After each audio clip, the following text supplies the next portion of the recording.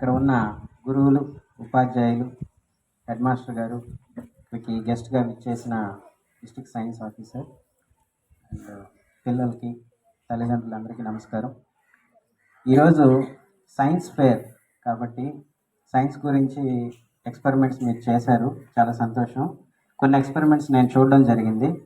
అయితే ఒక చిన్న టిప్స్ కొన్ని చెప్తాను మీకు, అంటే నేను అబ్జర్వేషన్ చేసిన దాన్ని బట్టి. పిల్లలు ఎక్స్పెరిమెంట్స్ చేయడం ఒక ప్రయత్నం అనేది చాలా మంచిది. మనం చేసిన మంచి పనిని 10 మందికి చెప్పడం కూడా చాలా ముఖ్యం అన్నమాట. అట్లాగే ఒక సైన్స్ ఎక్స్పెరిమెంట్ కూడా ఇంట్రొడక్షన్ చాలా ఇంపార్టెంట్. ఓకేనా? అసలు మీ సైన్స్ కాన్సెప్ట్ ఏం చెప్పబోతున్నారు, దాని వెనుక ఉన్న ఫిలాసఫీ లేదా లాస్ అయితే లాస్, ఫిజిక్స్లో అయితే ఫిజిక్స్ లాస్, బయాలజీ అయితే నేచర్లో ఉండే ఈ కాన్సెప్ట్ ఉంటుంది కదా.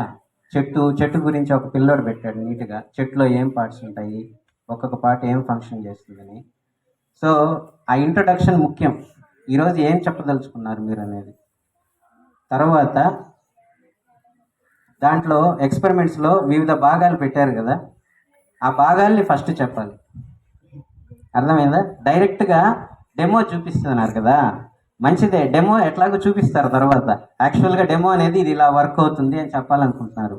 అది చెప్పే ముందు మనం వాడిన పార్ట్స్ ఏంటి ఈ కాన్సెప్ట్ తయారు చేయడానికి, ఈ పార్ట్ ఏంటి, ఇదేంటి, తర్వాత ఇది ప్రూవ్ చేయడానికి నేను ఏమేమి వాడాను, బ్యాటరీస్, ఓకేనా, ఇట్లా మీరు ఏమేమి వాడారో అవన్నీ చెప్పాలి.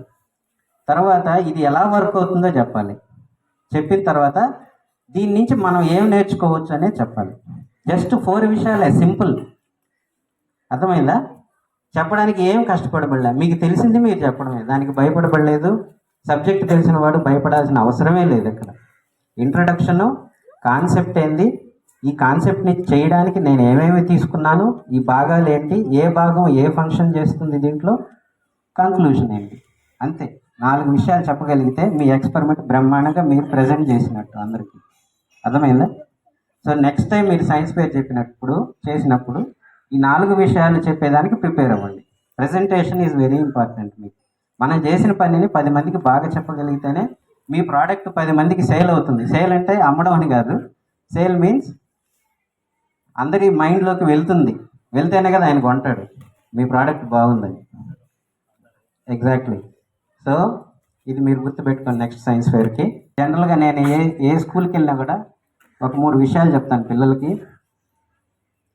మీరు బాగా చేయాల్సిన పని ఈ వయసులో డబ్బుల గురించి అసలు ఆలోచించొద్దు. పేరెంట్స్ కొంచెం కమర్షియల్ ఎక్కువ అయ్యారు.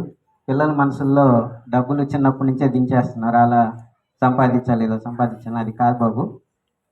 ఆడపిల్లలు కూడా మీరు చేయాల్సిన 3 ముఖ్యమైన పనులు.